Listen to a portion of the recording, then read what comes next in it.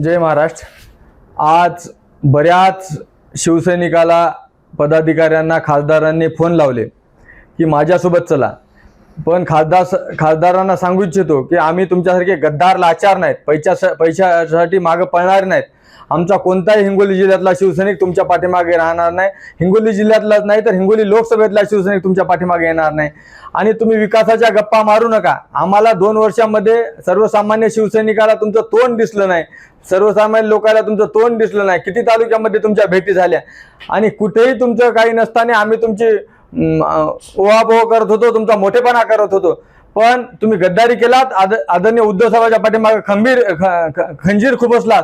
त्याच्यामुळे मी तुम्हाला सूचना करत आहे की तुम्ही कोणत्याही कार्यकर्त्याला भूलथापा देऊ नका। आमचा कोणताही शिवसैनिक तुमच्यासोबत येणार नाही आणि तुमच्याकडून कोणताही विकास होणार नाही। तुमचा जे विकास झाला 100 कोटी घेऊन तेवढाच विकास तुमचा स्वतःचा झालेला आहे, वैयक्तिक झालेला आहे। आणि तुम्ही काय विकासाच्या गप्पा मारणार, काय देणार आमच्या शिवसैनिकाला? आणि आमचे शिवसैनिक कधीच लाचार नव्हते। आदरणीय बाळासाहेबांचे कडवट शिवसैनिक आहेत हिंगोली लोकसभा मतदारसंघातले, हे कधीच लाचार नाही। तुमच्या अगोदरी बरेच गद्दार होऊन गेले, पण त्याच्यासोबत सुद्धा हे शिवसैनिक गेले नाहीत। आणि तुमच्यासोबतही शिवसेनेतला एकही पदाधिकारी, साधा शाखा प्रमुख सुद्धा तुमच्यासोबत जाणार नाही, हे तुम्हाला सांगू इच्छितो। माझी आपल्याला विनंती आहे की उगीच विनाकारण आमच्या शिवसैनिकाला बोलण्याचा प्रयत्न करू नका।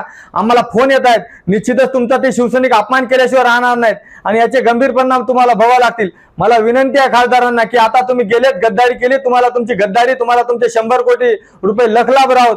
येणाऱ्या कार्यकाळामध्ये तुमचा पराभव निश्चित आहे, अटळ आहे। फक्त तुम्हाला हिम्मत जर असेल तर तुम्ही ही येणारी लोकसभा निवडणूक लढून दाखवा। निश्चितच सर्वसामान्य शिवसैनिक आणि या हिंगोली लोकसभेतील भोळी भाबडी जनता तुमचा पराभव केल्याशिवाय शांत बसणार नाही। एवढंच बोलतो आणि थांबतो। जय हिंद, जय महाराष्ट्र।